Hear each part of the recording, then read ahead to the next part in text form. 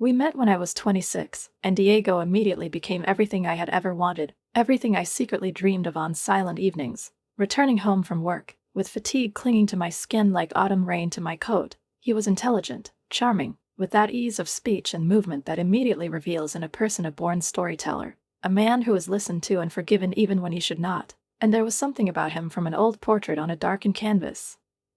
With a gaze directed into the distance and a slight mockery at the corner of his lips, and this charm, this innate magnetism of his, could not be accidental, because he came from a family where from birth they accustom you not only to expensive wines and private schools, but also to the confidence that the world will bend to your will, if only you want it. And before we continue, write in the comments from which city you are watching this video. Enjoy. He was from an old Southern family, not the kind that flares up with new capital and dies out at the first crisis, but one of those that by influence not with money, but with their very presence, a family name covered with gold connections, one of those whose past is always a little foggy, but invariably sounds solid, plantations, charity, board of funds, and their mansion, located in the shade of old oaks, contained an entire era, with rooms permeated with the smell of old wood and oil for antique furniture, with photographs of ancestors in uniforms and evening dresses, with high ceilings where whispers echoed among the stucco. And I was a middle-class girl, with that awkward mix of dreams and debt that comes from people who don't have wealth but grew up close enough to smell it through the fence. I was in college, working nights scratching numbers off a legal pad to make the monthly mortgage payment, and my world didn't include country club memberships or champagne nights at charity auctions or talking about which architect was the best at restoring colonials. It was enough to make his parents hate me.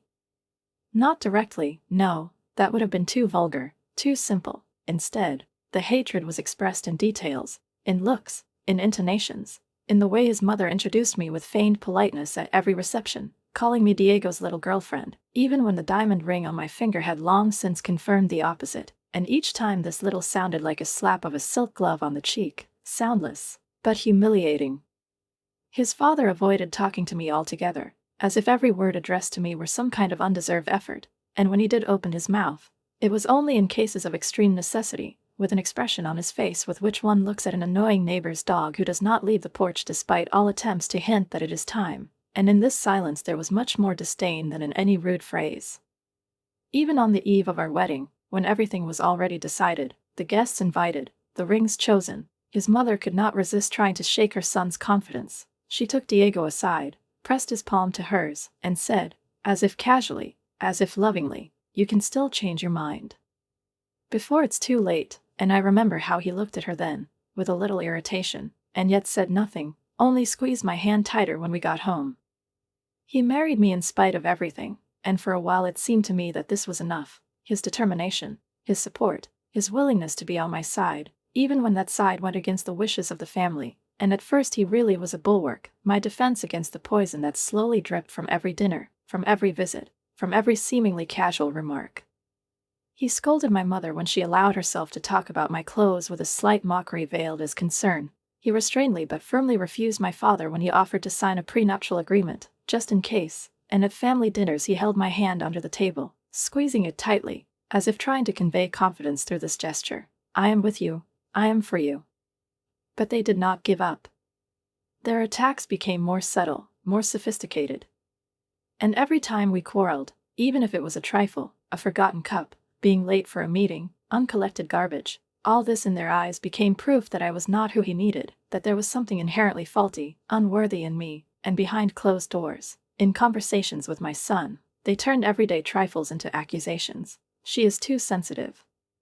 She does not understand you. We see how hard it is for you. You could find someone better." Over time, he began to listen. Not suddenly, but step by step. First he began to remain silent longer before standing up for me, then he began to glance at my parents before answering me, and finally, that familiar tone, as if coaxing a child, "I just want you to get along with them," and there was a betrayal in those words, because I had tried so hard. Oh, how I tried. I swallowed insults, I learned to pretend, I built walls inside myself so that every word did not hit me in the heart. I bit my tongue when his mother looked at me as if I were a stain on perfectly polished silver, and all for him, for us, for the life I so wanted to preserve. But no matter how hard I tried, it was not enough. And then came that night. The night everything changed. We were at dinner at their house, one of those formal, carefully planned evenings where the dishes were served with names in French and the conversation was polite, and I was expected, as always, to be polite, to sit up straight, to smile at the right time, and to pretend not to notice his mother's glance, again and again, of a reserved contempt that was almost artful in its concealment. I had grown accustomed to it by then. But that evening she had gone too far.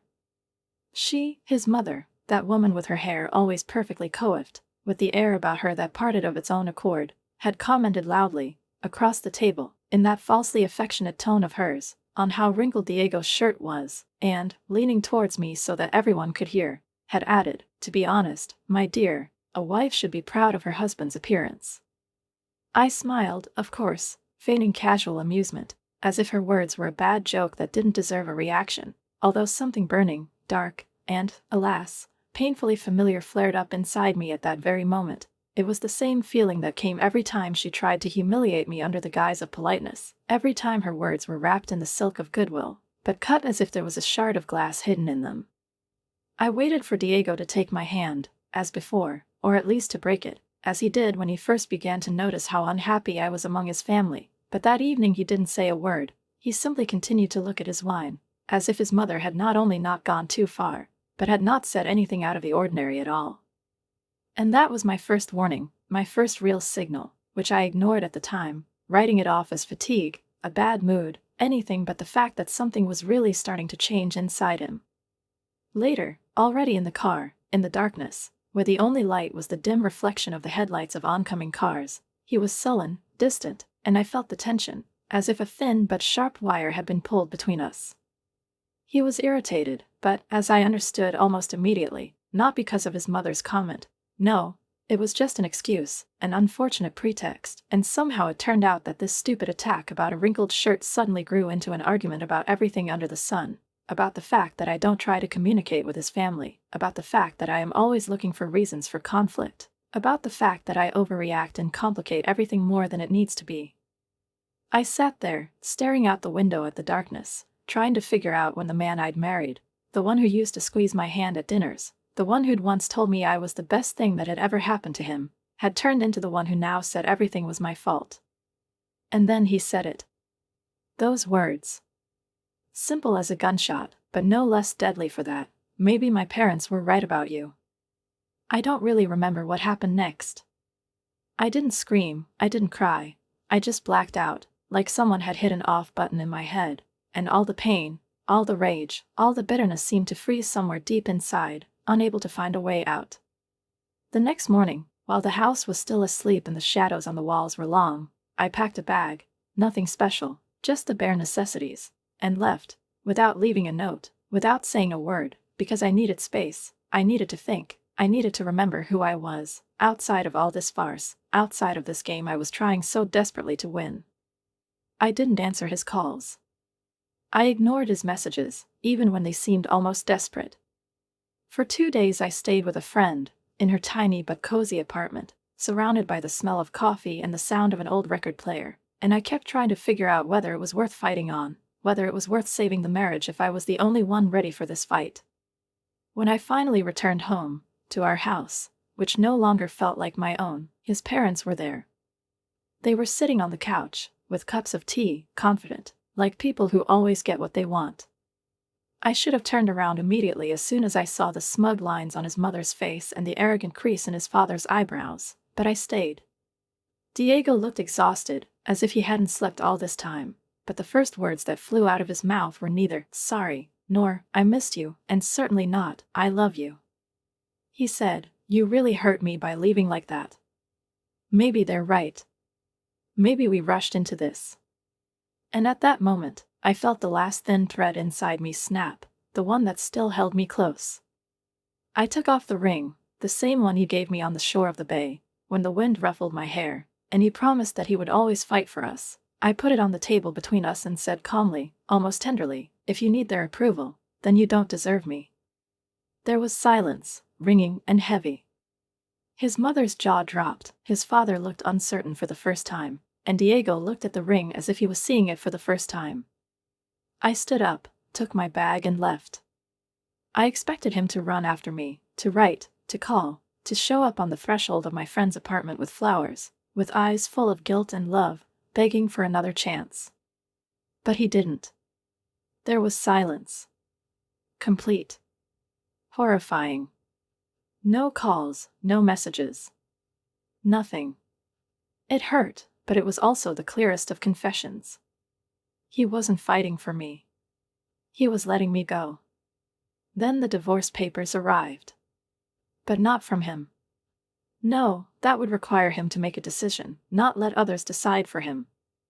The letter came from his parents' lawyer, a thick envelope smelling of paper and indifference, inside which lay papers written in legalese so impersonal it was as if I had never existed. But I heard her voice. His mother. In every clause, in every formulation, I heard her intonation, okay, good riddance. I was furious. Not just at them, but at myself. For staying so long. For trying to earn a place in their world. For believing that love could fix everything. But if they wanted a divorce, they would get one. Just not on their terms. You see, they thought I would disappear quietly. That I would walk away with my head down. That I would shamefully sign whatever they threw at me. But they underestimated me. While they looked down on me, I looked closely. I hired the best divorce lawyer I could find in town, a woman with a scalpel-sharp mind and an icy calm in her voice, one who knew how to deal with people accustomed to power, to manipulation, to having others look the other way first. She had a special hatred for the old money crowd, not a show-off, no, she didn't shout slogans, she didn't hurl accusations, but there was always this quiet but unyielding determination in her tone to put in their place those who were used to looking at everyone else as second-rate. And together we blew their perfect plan, a plan in which I would disappear without a trace, leaving not a shadow on the glittering facade of their family history, to smithereens. I didn't ask for much, no jewelry, no heirlooms, no huge sums of money. I asked only for what I was legally entitled to, what we had agreed upon when we married, half of what we had built together. But even that seemed excessive to them. They wanted me to disappear, to have my name erased, to have my photographs from family events burned like heresy during the Inquisition. They wanted to believe that I had never existed, that I was just a temporary mistake that could be erased with the signing of a few papers. It's just a shame that in their arrogance they overestimated their own infallibility and underestimated me. They thought I couldn't see. But I saw. Everything. Diego's family had money, and a lot of it, but they also had secrets. Lots of it, and not under lock and key, as they thought, but almost on the surface, if you knew where to look. His father, a respected businessman and honorary member of trustee boards, had a habit of moving funds between funds and accounts in a manner that the IRS would classify as not quite legal and, in some cases, downright criminal. His mother, a virtuous lady in ivory gloves, wrote off her personal expenses, designer dresses, cosmetics, trips, to the accounts of the charities for which she was a patron. And Diego. Diego had been quietly and methodically siphoning money from our joint account, starting in the weeks when we were just starting to argue more often than we kissed. They thought they could fool me. That I would be too broken, too weak, to resist. But they were wrong. When my lawyer, her face expressionless, presented the documents we had collected, reports, bank statements, correspondence, the reaction was almost immediate. His father's face turned as red as a cherry blossom, and his mother, the woman whose voice had always been a symbol of my contempt, went silent for the first time for so long that I was almost afraid something had happened to her. And Diego, he looked lost, like a child who had just realized that everything he had been taught was a lie. That's when the messages started. Diego, who had been silent for weeks, who had faded into the shadows, as if he had disappeared, suddenly couldn't stop calling. He wanted to talk. He wanted to explain. He wanted to fix everything. I ignored him. I had waited too long for these words before, and now that they had finally come, they no longer had the same power as before.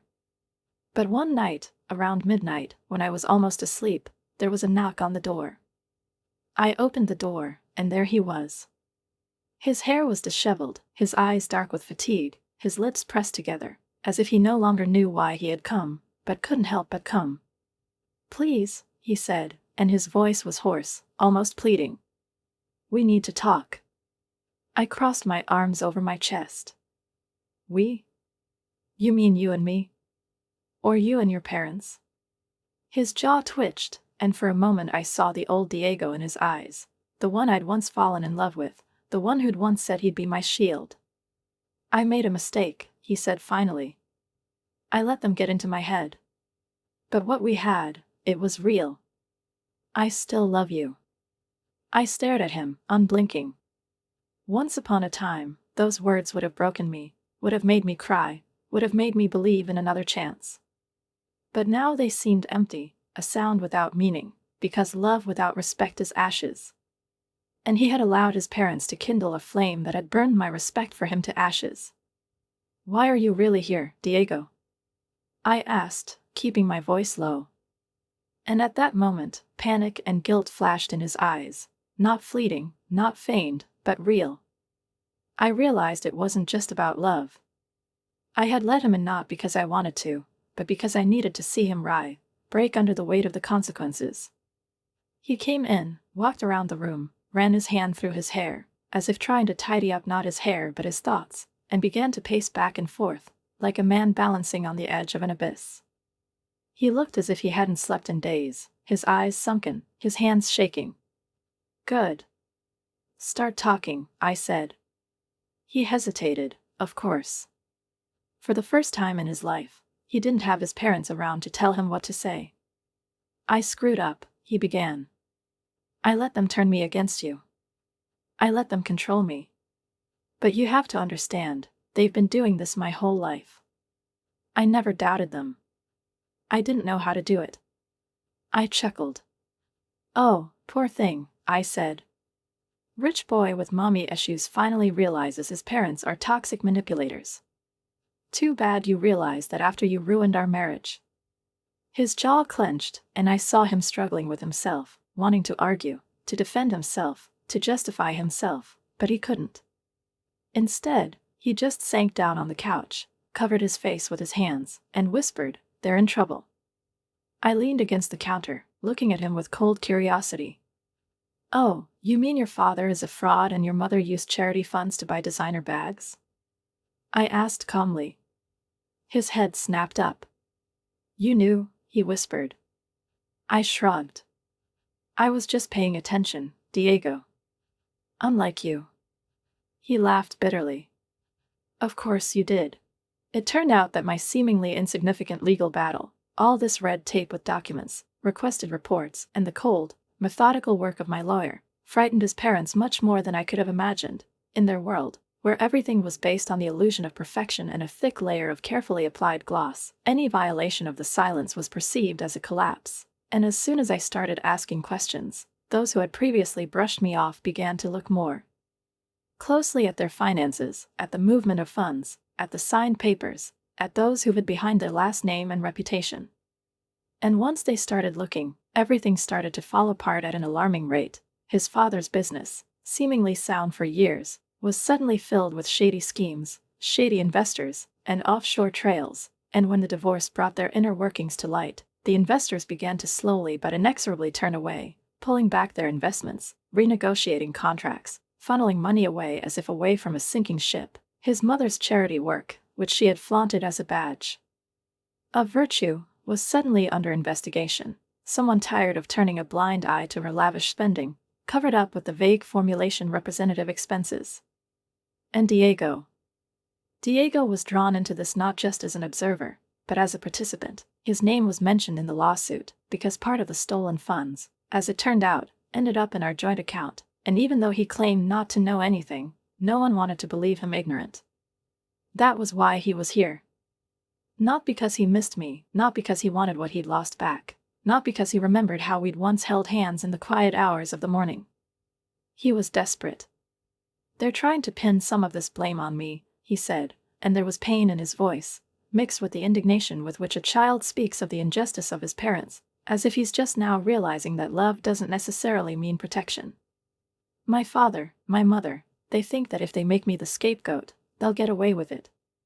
I looked at him, and my insides clenched, not with pity, no, at how predictable this fall had been, how typical of the rich boy story, raised to believe that family is a fortress, even if its walls are built on lies. "What do you want me to do?" I asked, knowing the answer before he even looked at me, knowing because I could see him sinking deeper into helplessness with every word. He paused, then spoke slowly, forcefully, as if each word hurt.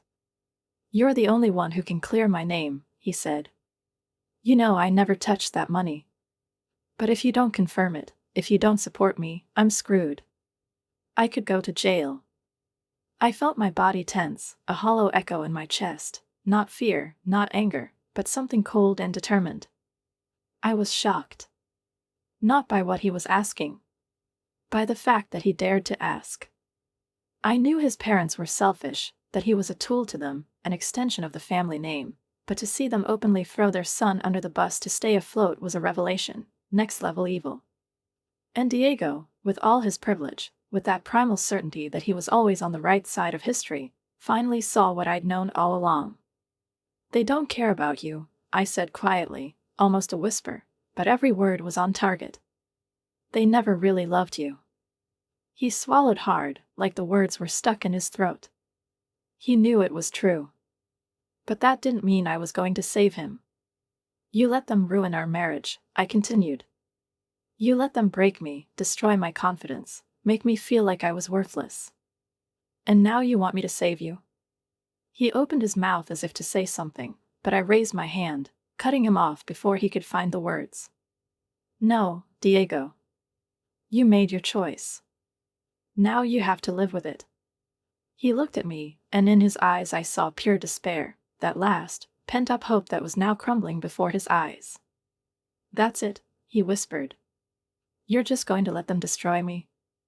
I bowed my head, not breaking eye contact. "You didn't have a problem when they tried to destroy me," I said. And with that, I walked to the door and pulled it open. "Get out." He didn't move. He just sat there, looking at me, as if he hoped that if he stayed silent long enough, I would change my mind. "Please," he repeated, his voice barely audible now, hoarse. "I have no one else." Maybe, once upon a time, I would have heard that and cried. Maybe my heart would have fluttered. But now I felt only one thing. Freedom. Pure, bright, deafening freedom.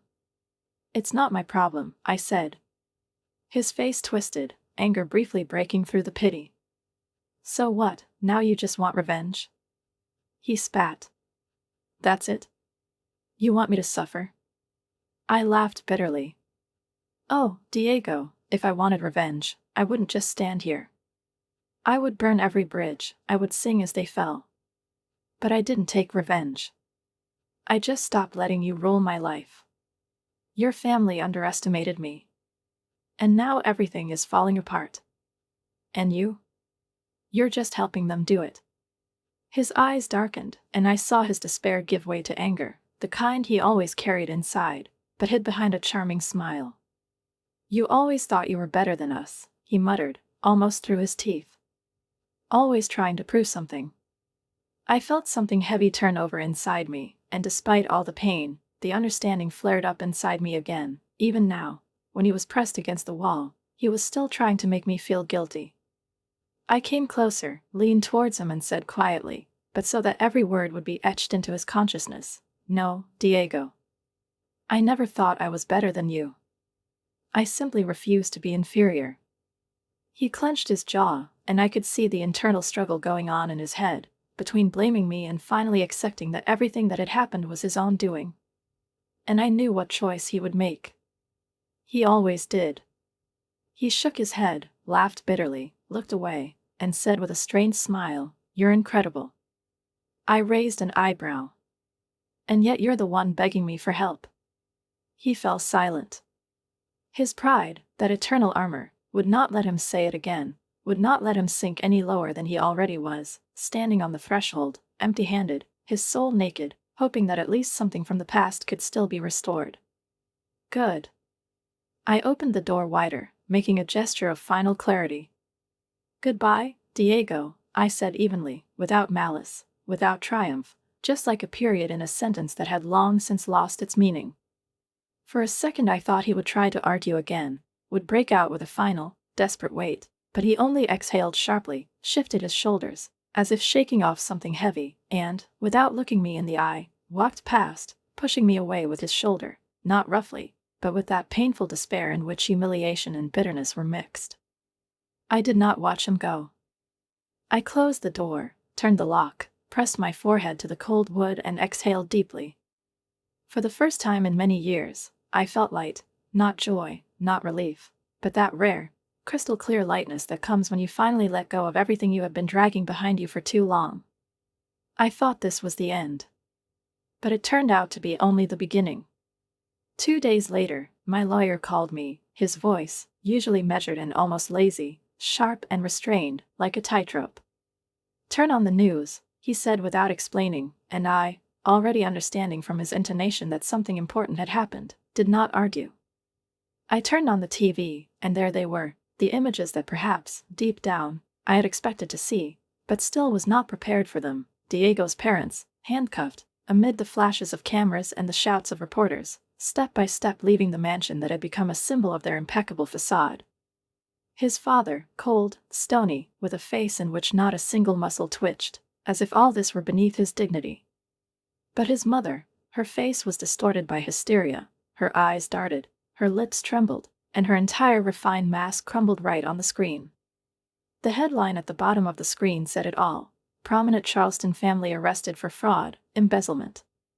But what shook me most was the next moment, a short line that flashed almost by accident but left a heavy, slowly settling feeling in me. "Their son, Diego Randolph, is also under investigation for financial fraud."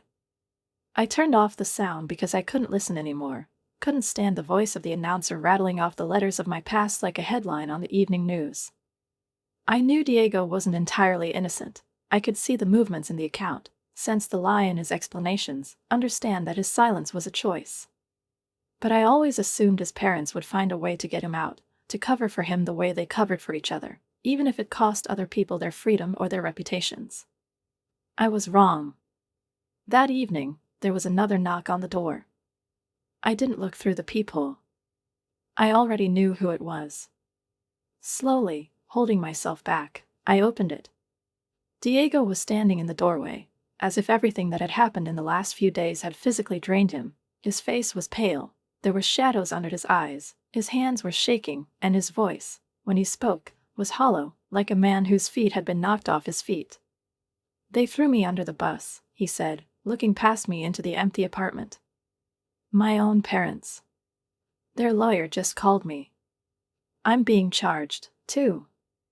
I leaned against the doorframe, crossing my arms, silent, and he blinked, as if he hadn't expected me to be so calm. "Is that all you have to say?" I asked. He nodded, uncertainly, and I shrugged. "What do you want me to say, Diego?" "That I'm surprised. That I'm sorry. Because it's not true." His lips pressed together, and his face twisted in pain that he could no longer hide. He knew I was right. He knew it was inevitable. "I should have chosen you," he whispered, and for the first time in a long time, I believed him, not because he deserved to be forgiven, but because there was no longer a lie in his voice, only a tired, painful realization. I sighed, stepped forward until I was right in front of him, and said quietly, "Yes, Diego. You should have done it." And then I did what his parents had never taught me. I walked away and never looked back. The months that followed were turbulent. His parents' trial became a national conversation piece. Every detail of their elaborate schemes, tax fraud, false donations, and financial manipulations was dissected to the last word. Their exposure became a symbol of the fall of the old order. Diego took a plea deal, avoided jail time, but lost everything: his name, his money, his connections, his mask. Everything that had once opened doors for him was now slammed in his face. I heard he'd left Charleston, supposedly starting a new life somewhere where no one knew his name. But it didn't matter anymore. Because for the first time in a long, long time, I wasn't looking back. I was looking forward. And I had one. Comment what you thought of this story, and don't forget to subscribe and like it. See you soon.